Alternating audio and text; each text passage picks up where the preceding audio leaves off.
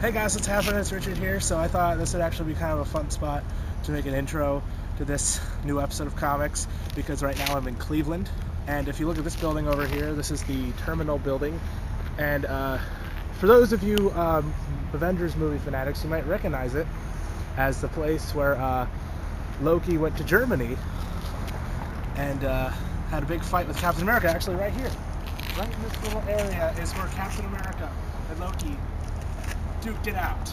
It is kind of cool to get to come here at night, because that's when the scene took place, you know?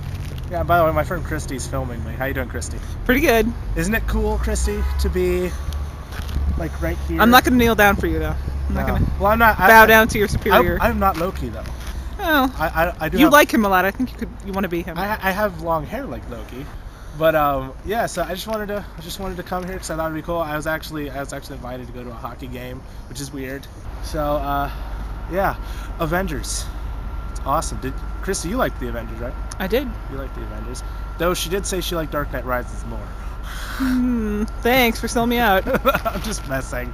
Well, I'm not lying. No, the people are going to rant. They're going to have negative things to say about that. They're like, what? How could you? Anyways, let's start the show off right now.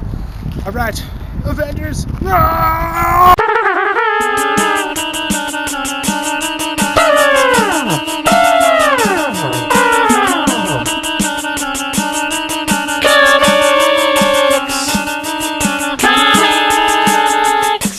Hi there, it's Carter here, and thank you, Richard, for that awesome intro. It looks like you just decided to go on up there without me, so let's start things off with a review of a greatly anticipated comic book, The Superior Spider-Man #1. Clearly, this book has caused quite a bit of turmoil among some of the hardcore Spider-Man fans. Peter Parker's gone, dead, kaput.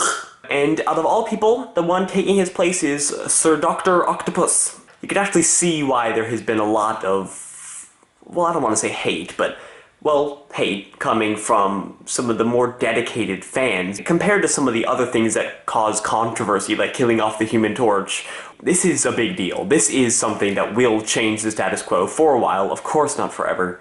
But yeah, it's a big deal, and it actually is one of the few things in comics that actually rightfully deserves some skepticism. So, I was a bit skeptical myself when I first read it, and I gotta say that I enjoyed it. My stance on character deaths has been stated here multiple times before. I like it a lot. Changing the status quo of a book needs to happen from time to time so that we don't have the same thing over and over again. But on the other side, I hate it because it never lasts. Not to say that I don't love Peter Parker or Captain America or Human Torch, all these people, but I mean, I also love characters on TV shows who die and characters in movies who die, and they don't get to come back, well, for the most part. Coulson lives. Comic books just, over the years, they have lost a bit of credibility when it comes to killing off their characters. So I'm happy when a series takes a different direction for at least a little while. And this one's especially interesting because I personally have always been a bigger fan of, well, I've been more interested in reading the villains than the heroes. And Dr. Octopus isn't necessarily one of my favorite Marvel villains, but he's certainly a great one, and he's one of the most classic ones. I like the direction it took. The one thing I did not like about this comic book is that already, in the first issue, it's starting to do what I just described. At the very end of the issue, spoiler alert, there is a hint that Peter Parker is already trying to make his way back to the land of the living. Like I said, I knew it was going to happen, just kind of wish they had waited more than one issue to bring it back into play. But anyway, I'm going to keep following it. I think I'll enjoy it. We'll just have to see what happens. I honestly hope that it takes a while before Peter Parker comes back into the spotlight, even though he's one of my favorite characters. Alright, so now I'm going to head it over to Richard, who has some awesome DC news for you guys. Take it over, Richard. Gracias, Carter friend, and hello everybody. But Carter's right, I do have some DC related news, specifically DC media news, so let's get into it. First off, I just want to say WTF DC Comics. What the fudge? Young Justice and Green Lantern the Animated Series, if you haven't heard, which were big aspects of the DC Nation thing that DC Comics has been doing on Cartoon Network, those two shows are canceled. What? What kind of mentality is that, to delete two incredibly successful shows? And what makes it even worse, what really stamps it down, you know, is the fact that you're replacing these two phenomenal shows with two shows that look trash. Now, don't get me wrong, I love Batman. But this new Beware the Batman show looks utterly horrific.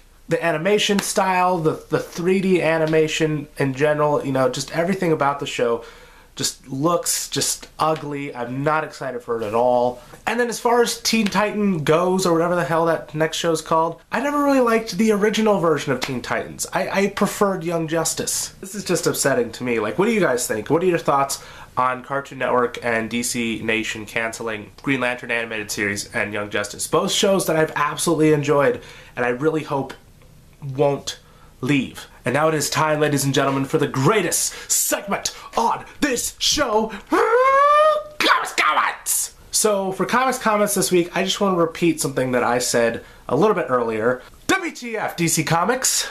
Now, when I first said it, that was within the context of Young Justice and Green Lantern, the animated series, being canceled, but in this instance, it's actually a little bit more interesting. So, as I'm sure you guys know, DC Comics has been making some pretty big, jarring, maybe a little controversial announcements for series coming out in April. And specifically in April, there's going to be a lot of big, crazy crap happening, and DC is going to be calling that particular month WTF month. Now, why DC would want to stamp that particular phrase on their comics and mean it in a good way is beyond me. I mean, personally, I would have went with OMG, oh my god, but whatevs. I mean, I love you, DC. I do enjoy a lot of your books, but I don't get why you're going with WTF. But anyways, in the comment section below, what do you think of WTF month? Like, what are your thoughts on that? And as always, don't forget to like this video, follow Carter and I on Facebook, Twitter, and DirectorsCutRadio.com. Links are all down below, ladies and gentlemen. Subscribe to this YouTube channel, favorite the video if you want to, and if you're watching this on Sunday, have a good Super Bowl. Bye-bye.